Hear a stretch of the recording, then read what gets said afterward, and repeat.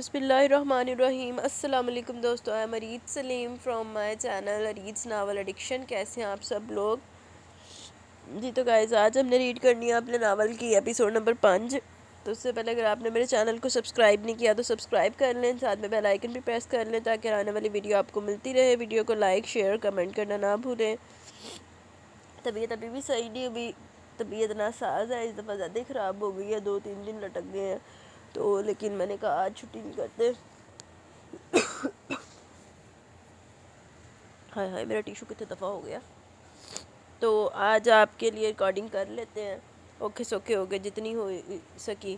تو آپ بھی آواز جیسی آپ کو آ رہی ہے آپ اس کو قبول کیجئے گا، ٹھیک ہے؟ آئے جی، ہم اپنی قسط سٹارٹ کرتے ہیں۔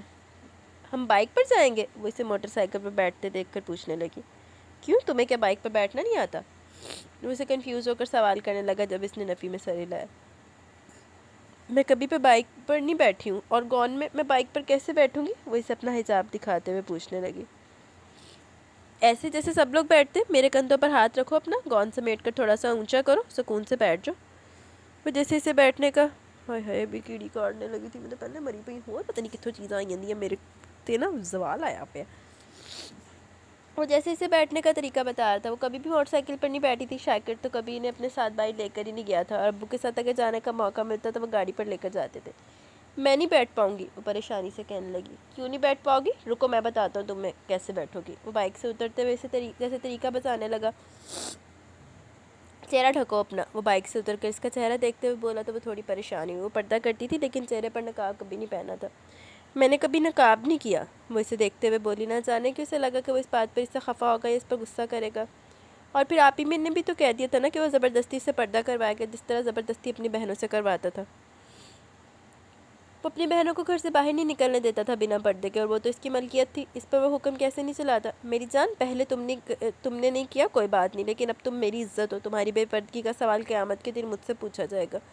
مجھ سے سوال کیا جائے گا، جب پردے کا حکم خدا کی طرف سے تھا تو میں نے تم پر سختی کیوں نہیں کی؟ میں نے اپنی بہنوں پر بھی اس معاملے میں سختی کی ہے۔ فروہ اور فاریہ اب اپنی مرضی کی مالک ہے، فریال کو میں آج بھی بغیر پردے کے گھر سے نکلنے نہیں دیتا۔ جانتی ہو، عورت کی بے پردگی کا سوال 3 مردوں سے پوچھا جائے گا، ایک اس کے باپ سے، ایک اس کے بھائی سے، اور ایک اس کے شوہر سے۔ اب تم باپ اور بھائی کے حکم کی پابند نہیں، لیکن میں تمہارا جواب دوں۔ مجھے یقین ہے کہ روز محشر تم مجھے شرمندہ نہیں ہونے دو گی، آگے تمہاری مرضی، میں تمہیں فورس نہیں کروں گا۔ وہ مسکراتے ہوئے بات ختم کرتا دوبارہ سے بائک پر بیٹھنے لگا، جبکہ اسے کل رات والی علم کی باتیں یاد آنے لگی جب وہ اس سے کہہ رہی تھی پردے کے معاملے میں بہت سخت ہے۔ علم تو ہے ہی، اتنی جھوٹیاں سچیاں لاندی ہے۔ دراب تو اسے کبھی پردے کے لیے فورس نہیں کرتا، لیکن جب وہ ان کے گھر میں رہتی تھی تب وہ اکثر دراب کو کہتا تھا بھابھی سے کہیں کہ پردے کی پابندی کرے، اگر گھر سے باہر نکلے تو پردے میں جائے، گھر میں نامحرم دیور ہے ان سے پردہ کرے، آپ بڑی ہیں، آپ احتیاط کریں گے تو گھر کے بچوں پر اچھا اثر پڑے گا۔ کہنے کو اس کی باتیں صحیح تھی، لیکن دراب کو غلط انداز میں بتاتی تھی، اور پھر دراب نے ایک دن بے وجہ اس سے کہہ دیا کہ تمہیں اس کا باپ بننے کی ضرورت نہیں ہے، اس کا شوہر میں ہوں، تو میں خود ہی دیکھ لوں گا کہ اسے کیا کرنا چاہیے اور کیا نہیں۔ اس دن کے بعد اس نے علم سے ہم کلام ہونا ہی چھوڑ دیا تھا۔ علم نے ساری باتیں اسے بتائی تھی، کل رات اسے یہ شب غلط لگا تھا کہ وہ اپنی بھابھی پر اس طرح کی پابندی کیسے لگا سکتا ہے، لیکن اس وقت اسے یہ سب صحیح لگ رہا تھا۔ وہ بہت الجھ رہی تھی، نہ جانے کہ اس کا دل اس آدمی کے خلاف کچھ سوچ ہی نہیں رہا تھا، اس کے سامنے آتے اس کی سوچ بدل جاتی تھی۔ رات علم کی باتوں نے اسے اچھا خاصا اسے بدظن کر دیا تھا، لیکن اب ایک دفعہ پھر پوری طرح سے اس کی باتوں کا زیر اثر تھی۔ شاید ان سب چیزوں میں اس کی کم عمری کا بھی عمل دخل تھا، اسے جو جس طرف لگا رہا تھا وہ اسی طرف لگے جا رہی تھی۔ اس وقت بھی وہ اس کی بائک کے شیشے پر اپنے چہرے کو ڈھکتے ہوئے نقاب کر رہی تھی۔ ابھی مجھے آتا نہیں، آہستہ آہستہ ٹھیک لوں گی، ٹھیک ہے نا؟ وہ بولتے ہوئے اس کی طرف پلٹ کر دیکھنے لگی، جو پوری طرح سے اس کی طرف متوجہ تھا۔ اس کی مسکراتی نگاہیں مسلسل اس کے چہرے کا طواف کر رہی تھی، جو اب اس کی نگاہوں سے چھپ چکا تھا۔ اب بیٹھنا سکھاؤں یا آگے ہے؟ وہ مسکراتے ہوئے اس سے پوچھنے لگا، جب اس نے سامنے سے اپنے گون کو تھام کر اس کے کندھے کو تھاما تھا اور پھر ایک سائڈ سے ہو کر بائک پر بیٹھی تھی۔ ریشم نے جھک کر اس کے گون کو ٹھیک کیا۔ بائک کے ٹائر میں مت پھنسا لینا اس کو، ورنہ شادی کے دوسرے دن وہ کیا بولتے ہیں، ودوا ہو جاؤں گا۔ وہ مسکراتے ہوئے بولا تو اس کی کانوں کو راحت پہنچانے والی میٹھی سی کھلکھلاہٹ اس کے کانوں میں مٹھاس کھول گئی۔ وہ رنڈوا ہوتا ہے، وہ کھل کر ہنستے ہوئے بولی تھی۔ تم بس مجھے وہی مت کرنا۔ وہ اس کا ہاتھ پکڑ کر اپنی سائڈ سے نکالتے ہوئے اپنے سینے پر باندھ چکا تھا۔ اس کی حرکت اسے اس کے ساتھ جوڑ گئی تھی۔ زیادہ شرمانے کی ضرورت نہیں ہے، ٹھیک سے پکڑو، گر مت جانا۔ وہ کافی خوش نظر آ رہا تھا، جبکہ بائک پر پہلی دفعہ سواری کرتے ہوئے ڈری ہوئی تھی، لیکن یقین یہ بھی تھا کہ جو شخص اس کے ساتھ ہے وہ کچھ بھی ہونے نہیں دے گا اسے۔ وارے ایڈے یقین، ایڈیاں سچیاں محبتاں۔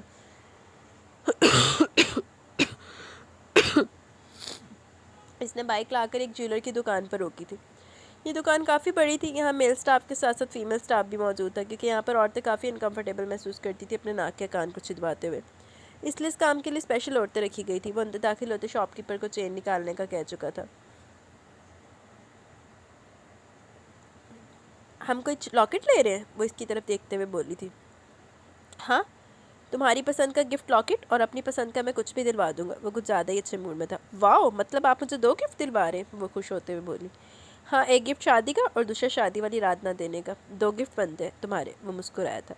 ایسی بات ہے، پھر تو میں دعا کروں گی آپ ہمیشہ ٹائم سے گفٹ نہ دیا کریں تاکہ مجھے ایک ساتھ 2 ملے۔ چہرے کو نقاب کے پیچھے چھپائے سے صرف اس کی آنکھ ہی نظر آ رہی تھی، اور اس کی مسکراتی ہوئی آنکھیں اس کا ہوش اڑانے کے لیے کافی تھی۔ تم یہ بھی تو دعا کر سکتی ہو کہ میری پروموشن ہو جائے۔ وہ مسکراتے ہوئے اس کے لیے خوبصورت سے پینڈنٹ دیکھنے لگا۔ کون سا پسند آ رہا ہے تمہیں؟ اس نے اس کے کان کے قریب جھکتے ہوئے سوال کیا تو وہ خود ہی ایک خوبصورت سے پینڈنٹ کو چوز کر چکی تھی۔ یہ پیک کر دیجیے، اور مجھے نوز پن دکھائیے، وہ شاپ کیپر کی طرف دیکھتے ہوئے بولا۔ نوز پن کس کے لیے؟ وہ حیران سی پوچھنے لگی، لیکن وہ جواب دینے کے بجائے اپنے کام میں مصروف رہا، اور آخر اسے ایک نوز پن کافی پسند آئے گی جو اس نے نکلوائی تھی۔ ایک یہ ڈن کر دیجیے، میں پیمنٹ کر کے آتا ہوں۔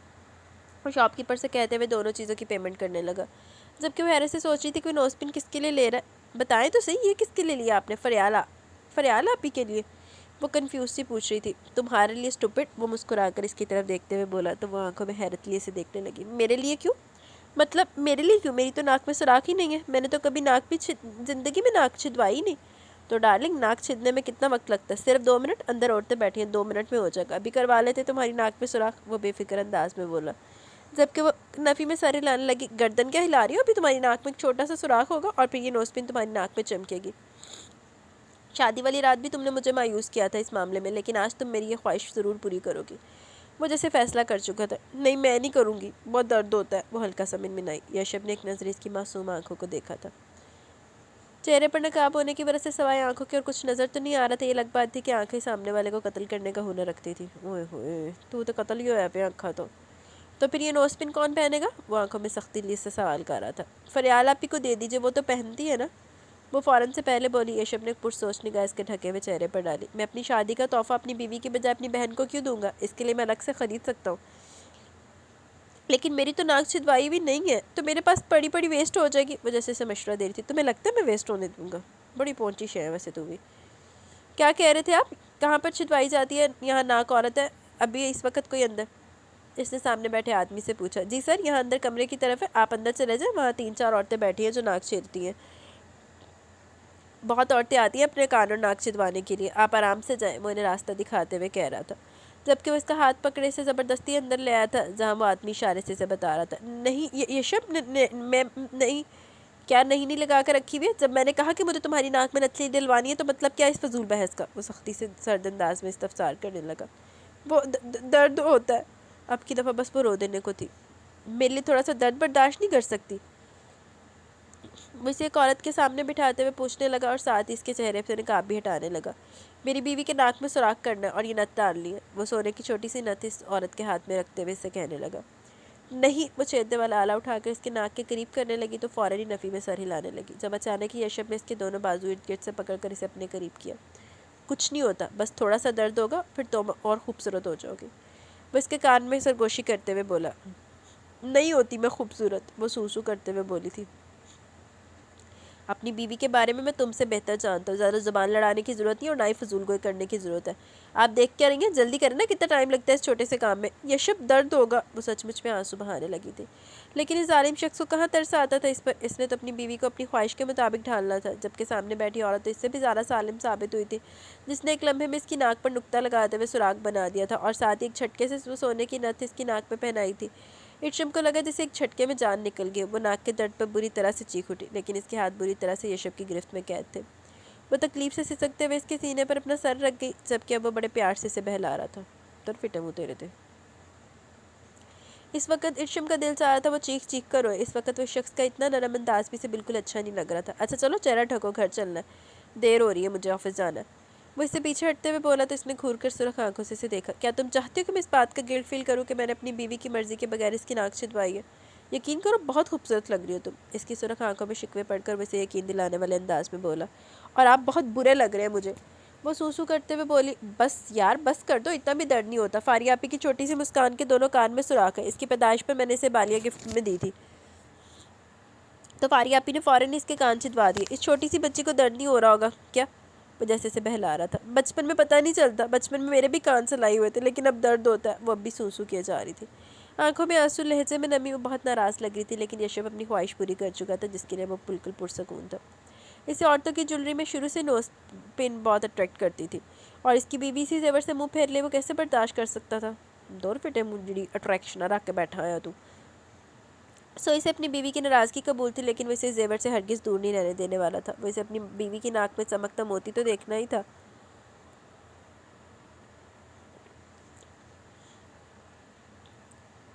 وہ سارے راستے سو کرتی آئی تھی.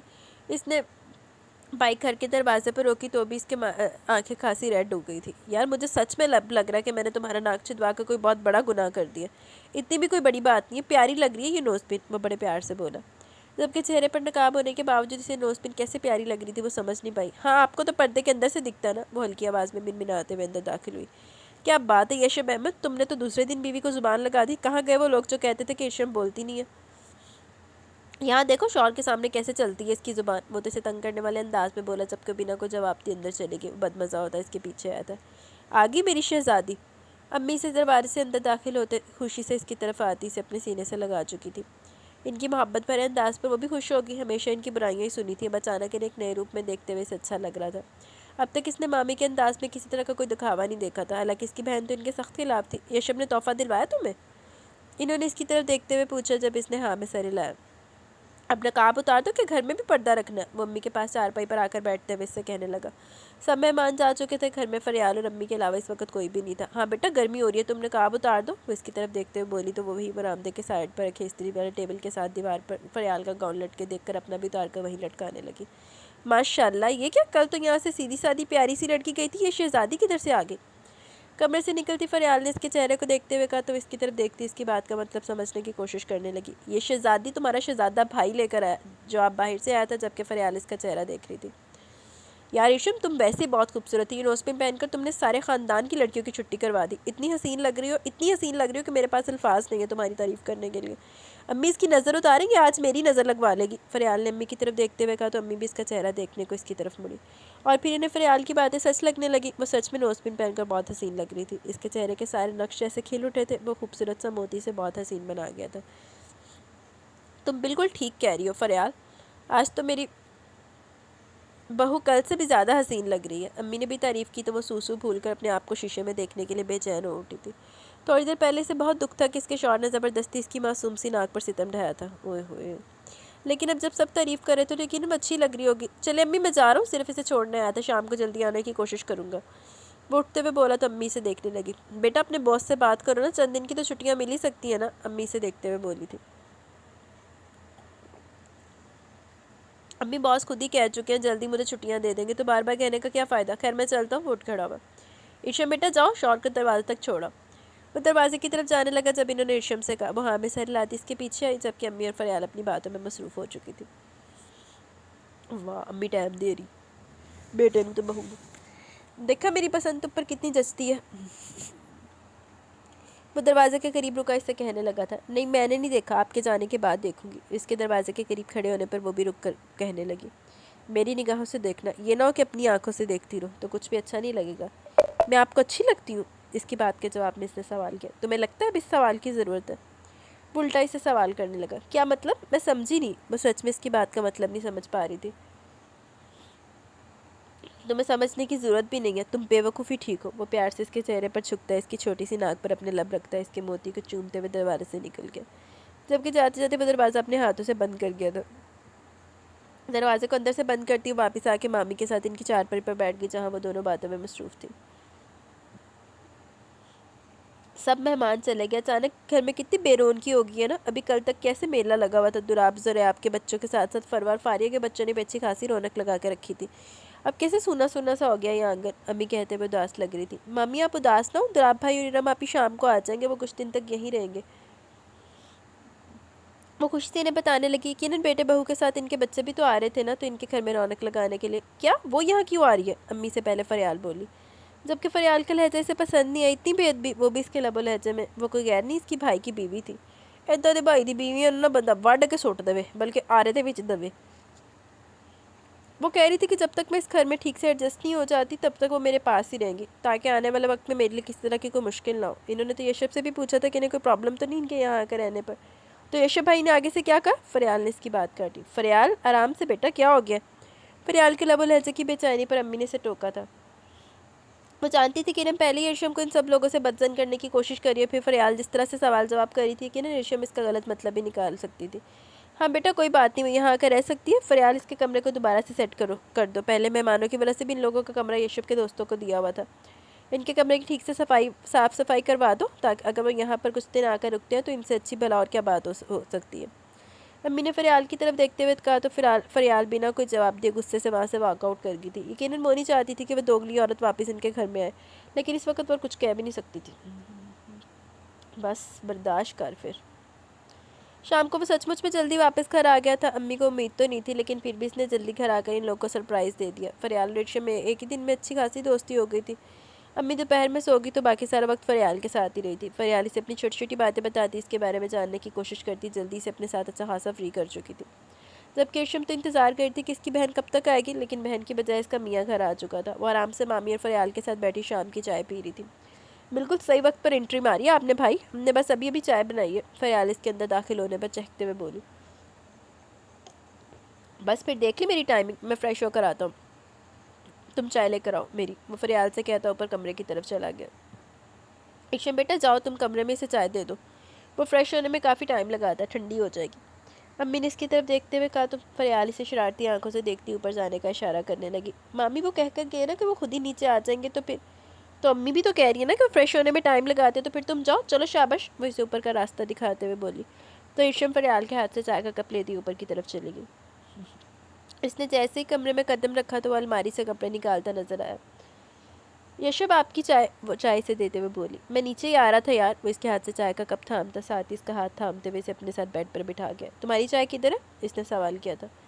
وہ تو میں نیچے چھوڑ آئی، آپ کو چائے دینے آئی ہوں، خود تو نیچے جا کر پیوں گی، وہ اسے دیکھتے ہوئے بولی۔ تمہیں اوپر امی نے اس لیے نہیں بھیجا کہ چائے کا کپ مجھے پکڑا کر واپس نیچے بھاگ جاؤ؟ اس لیے بھیجا تاکہ میرے ساتھ وقت گزارو، وہ چائے کے گھونٹ لیتے ہوئے بولا۔ نہیں، انہوں نے تو کہا کہ چائے آپ کو دے کر آ جاؤ، وہ بڑی معصومیت سے بولی۔ یار تمہاری معصومیت مجھے لے ڈوبے گی، بے وقوف لڑکی، چائے دینے کے لیے تو فریال بھی آ سکتی تھی، تمہیں کیوں بھیجا؟ کیوں؟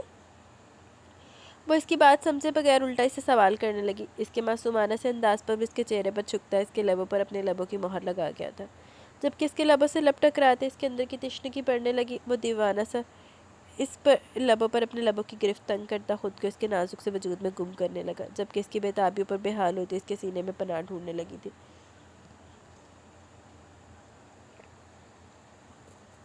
دماغ خراب ہو گیا تمہارا؟ کیوں جائیں گے ہم وہاں پر؟ آج ہم نے گھر واپس جانا ہے ارم، تم چاہتی کیوں؟ مجھے سمجھ میں نہیں آ رہا۔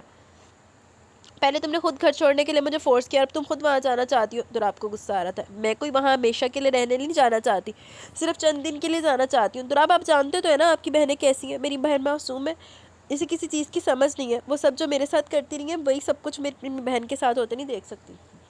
تو نہیں دینی سی بہن تو لعنت دی ماری ہوئی ہے، اس لیے مجھے وہاں جانا ہے اور اپنی بہن کو ان لوگوں کے ساتھ ایڈجسٹ ہونا سکھانا ہے، کیونکہ یہ بات کلیئر ہے کہ آپ کا بھائی کبھی اپنی بیوی کے لیے کوئی سٹینڈ نہیں لے گا، اسے خود ہی کوشش کرنی ہوگی، نہ چاہتے بھی اسے وہاں پہ یہ ساری رشتہ داریاں نبھانی ہوگی، اور میں اپنی بہن کو کسی طرح کی پرابلم میں نہیں دیکھ سکتی۔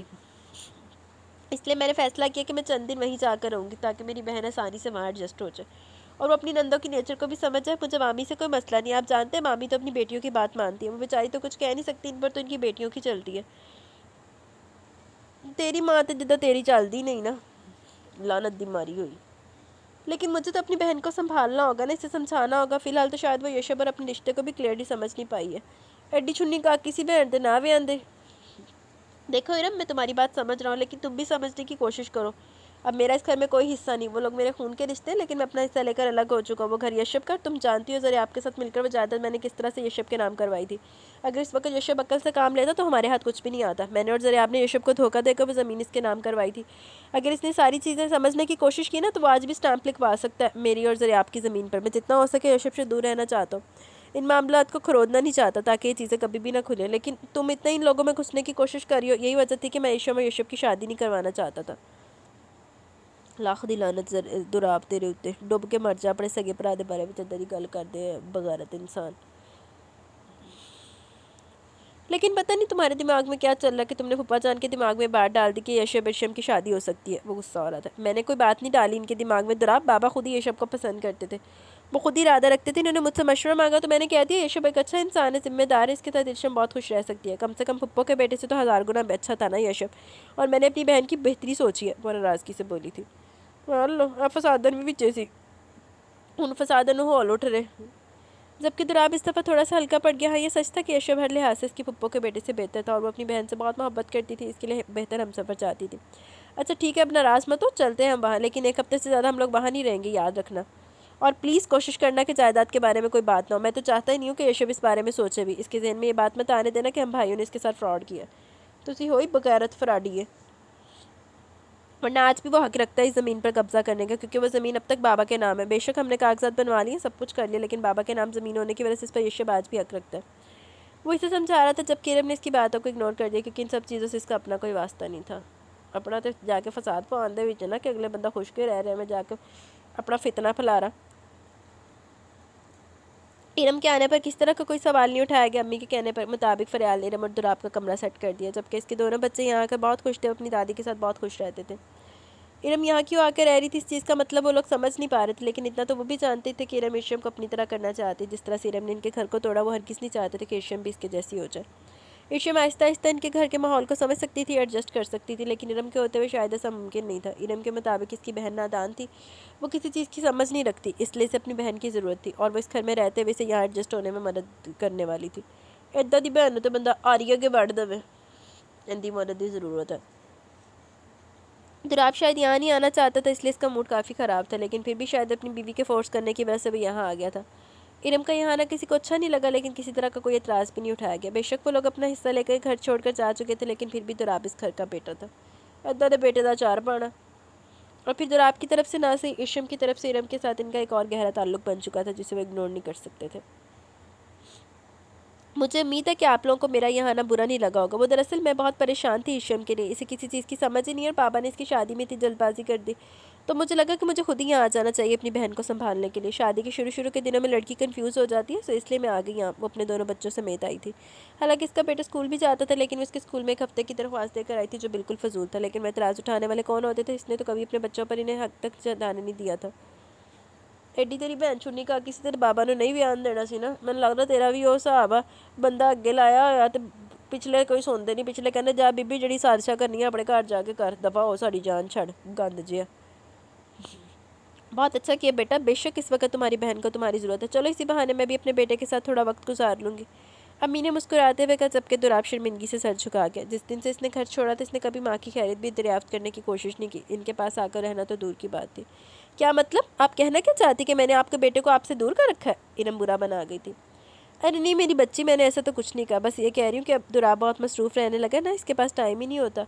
अम्मी ने बात को संभालते हुए कहा, जबकि फरियाल तो एक तरफ होकर बैठी हुई थी, जैसे यहाँ मौजूद लोगों से इसका कोई वास्ता नहीं हो। फरवा और फारिया के बच्चे आते थे तो वो चहक उठती थी, इनके साथ हंसी मजाक खेल कुछ जारी रहता था, लेकिन दुराब के दोनों बच्चे इसके सामने खेल रहे थे और वो इनकी तरफ देख तक नहीं रही थी, क्योंकि इन्हें देखने का कोई फ़ायदा ही नहीं था। ये मासूम बच्चे तो शायद अपनी फुप्पो के लमस से वाकिफ़ तक नहीं थे, वो तो खुद अनजान थे इन लोगों से। चले छोड़े इन बातों को, ये बताइए कि इरशम किधर है, कहीं बाहर गई हुई है? इरशम को घर पर ना पाकर वो पूछने लगी। अरे नहीं बेटा, ऊपर है अपने कमरे में यशब के पास, इन्होंने बताया था। चले मैं मिल के आती हूँ इससे, वो उठकर खड़ी हुई थी। बड़ी बगारत औरत है तू तो, फिर रहने दो इसे, यशब के पास डिस्टर्ब मत करो, नीचे आएगी तो मिल लेना इससे, दुराब ने इसे देखते हुए कहा। इसके मना करने पर वो ऊपर नहीं गई, हाँ, लेकिन इसे गुस्सा बहुत आया था। चलो ठीक है, जब वो आएगी मैं तब इससे मिल लूँगी। फरियाल प्लीज़ मेरी थोड़ी हेल्प कर दो, देखो जैन के कपड़े गंदे कर दिए, चेंज करवा दो। वह फरियाल की तरफ मतवज्जो हो गई। सॉरी भाभी, जैन मुझसे अनजान है, मेरा नहीं ख्याल को मुझसे कपड़े चेंज करवाना चाहेगा। वो नरमी से कहती उठकर अंदर जाने लगी। इसने घूर कर दुराब को देखा, जैसे इनकार फरियाल ने नहीं बल्कि दुराब ने किया। तुम खुद कर दो चेंज, वो ठीक ही कह रही है, जैन इससे वाकिफ़ नहीं है। वो कहते उठकर कमरे की तरफ चला गया, जबकि फरियाल का ये इनकार इसके मुँह पर ही नहीं बल्कि ईगो पर भी लगा था। सही किया है ये सी काबिल। फरवा और फारिया के बच्चों से वो कितनी मोहब्बत करती थी और अपने भतीजे को इग्नोर कर गई थी, तो उसी लोगों ने उन्होंने दिता हक। अपने हक लेने सारे याद है, कभी अपने भी फ़र्ज़ पूरे किए हैं। जब अपने अब अगला बंदा हक तब मानता है जब अपने इंसान ने फ़र्ज़ पूरे किए हों। میں نا پہلے کہتی تھی کہ آپ کے بچوں سے اس گھر میں کوئی پیار نہیں کرتا، اب دیکھ لیے نا سکون مل گیا ہوگا، کس طرح منہ پر انکار مار کے چلے گی وہ میرے. میں تو سوچ رہی تھی کہ چلو بچے اپنی پھپھو دادی سے اٹیچ ہو جائیں گے، کچھ وقت کے لیے انہیں بھی خوشی ملے گی کہ ان کے بیٹے کی اولاد ان کے گھر پر موجود ہے. پہلے تو جو سوچنا سی تو سوچ نہ سکی، لعنت دی ماری ہے وہ تو. وہ کنا دے کچے دے پھر کان پر نہیں پی آگے بغیرت. لیکن اتنے برے طریقے سے اس نے میرے بیٹے کے کپڑے چینج کرنے سے انکار کر دیا. دوراب آپ نے دیکھا نا، یہ لوگ مجھ سے نہیں میرے بچوں سے بھی نفرت کرتے ہیں. وہ اندر بیٹھی رو رہی تھی اور دوراب اس کا رونا دھونے والا ڈرامہ دیکھتا خاصا عاجز آ چکا تھا. تو ہے ہی ایسی قابل. بس کر دو، اور کتنا رونا دھونا کرنا تم نے، بچوں سے واقف نہیں ہے. فریال تو کس طرح سے ان کے ساتھ فری ہوگی، اور تم جانتی ہو نا زین کتنا ضدی ہے، فضول میں بدتمیزی کرتا ہے. ضرورت نہیں میری بہنوں کے سامنے اپنی تربیت شو کرنے کی. کیا مطلب ہے، کیا کہنا چاہتے ہیں آپ؟ میں اپنے بیٹے کی تربیت ٹھیک سے نہیں کر رہی ہوں؟ وہ غصے سے پوچھنے لگی.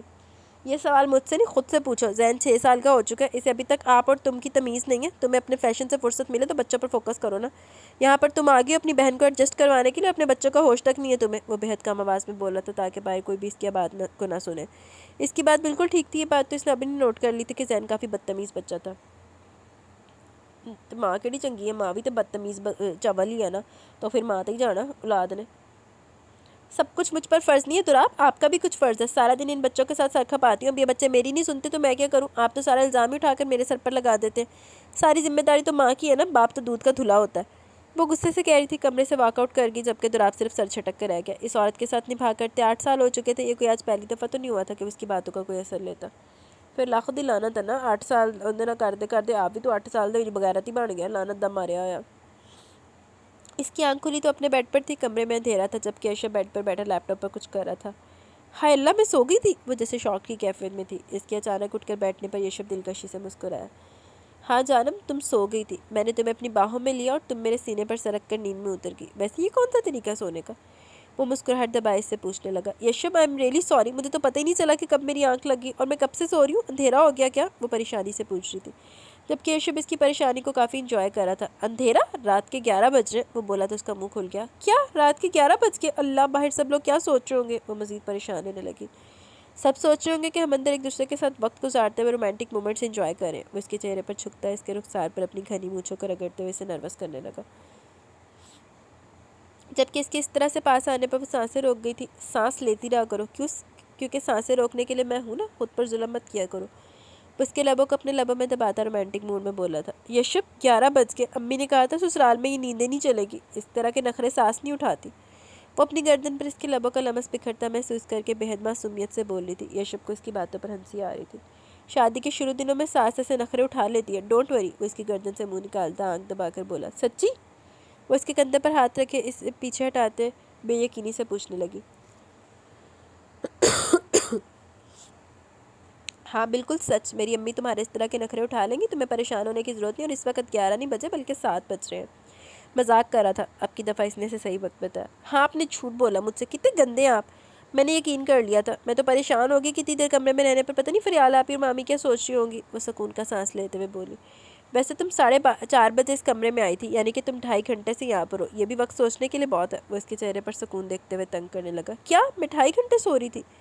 وہ ایک دفعہ پھر سے نروس ہوئی. ہاں بالکل، تم 2.5 گھنٹے سے سو رہی تھی. یہاں میں اپنے جذبات 2.5 گھنٹے سے سنبھال کر بیٹھا ہوں. وہ اسے کھینچ کر اپنے قریب کرتا اس سے کہنے لگا تھا جبکہ وہ جو اپنے بالوں کا جوڑا باندھ رہی تھی. اس کی بے ساختہ حرکت پر بال چھوڑتی اس کے سینے پر اپنا ہاتھ رکھ گئی. آپ اپنے یہ جذبات سنبھال کر رکھیں، مجھے بھوک لگی ہے.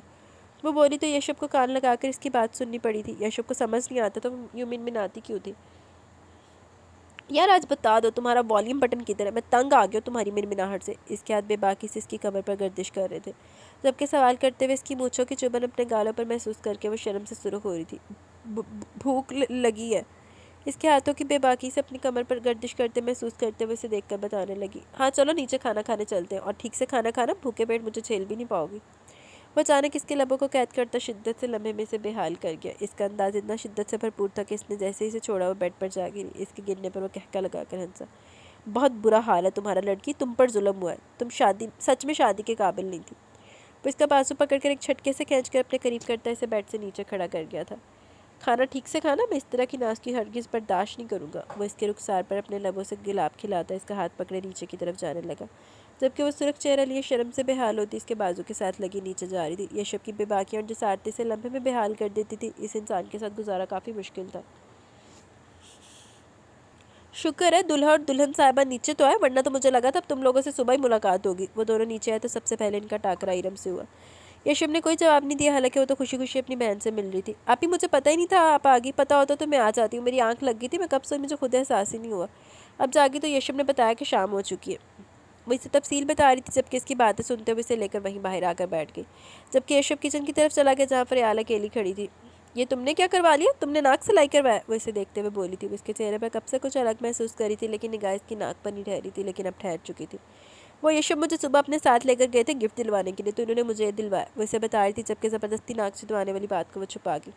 کیا یشم نے تمہیں یہ سستا سا گفٹ دیا، وہ بھی شادی کا؟ آئی کانٹ بلیو، اور تم نے اسے ایکسیپٹ کر لیا؟ تمہارا دماغ تو خراب نہیں ہو گیا؟ ایک تو تم نے اپنا ناک تک چھدوا لیا اور اس نے تمہیں یہ سستا سا گفٹ دے دیا۔ وہ غصے سے دیکھتے بولی، نہیں آپ ہی انہوں نے مجھے صرف یہ نہیں دیا، لاکٹ بھی دیا، لیکن انہیں یہ پسند ہے تو انہوں نے مجھے یہ بھی دلوایا کیونکہ وہ چاہتے تھے کہ میں یہ پہنوں، انہیں یہ چیز اٹریکٹ کرتی ہے۔ حالانکہ میں نے اپنی پسند کا گفٹ لیا تھا ان سے، میں آپ کو دکھاؤں گی، اور بہت خوبصورت لاکٹ ہے۔ وہ اسے دیکھتے ہوئے بولی تو ارم کو کچھ سکون ملا۔ اچھا پھر ٹھیک ہے، مجھے لگا کہ اس نے تمہیں اسی پر ٹرکھا دیا، تم نے ناک اس کی خواہش پر چھدوائی ہے تو یہ بات اس کو یاد دلواتی رہنا، وہ جیسے کوئی رول بتا رہی تھی۔ یشم کو سمجھ تو نہیں آیا لیکن اس نے ہاں میں سر ہلا دیا۔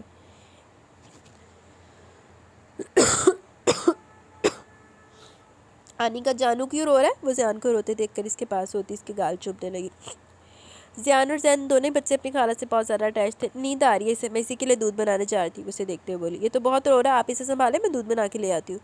وہ اس کے قریب سے دودھ کا ڈبہ اٹھاتی زیان کی فیڈر بھی اٹھا چکی تھی، اسے چپ کرواتے ہوئے ہاں جاؤ جلدی بنا کے لاؤ، اس نے رو رو کر میری حالت خراب کر رکھی ہے۔ وہ اسے چپ کرواتے ہوئے بولی تو مسکرا کر کچن کی طرف گئی جہاں تھوڑی دیر پہلے یہ شب کیا تھا۔ جی تو گائز آج بس اتنی، گلے نے اب جواب دے دیا ہے آج کے لیے، اتنی ٹھیک ہے۔ آج کی ایپیسوڈ اپنے اختتام کو پہنچی، کیسی لگی کس طرح کا ضروری اظہار کیجیے گا۔ انشاءاللہ جلد ملیں گے نیکسٹ ایپیسوڈ کے ساتھ، تب تک کے لیے بہت سارا خیال رکھیں، دعاؤں میں یاد رکھیں۔ اللہ حافظ۔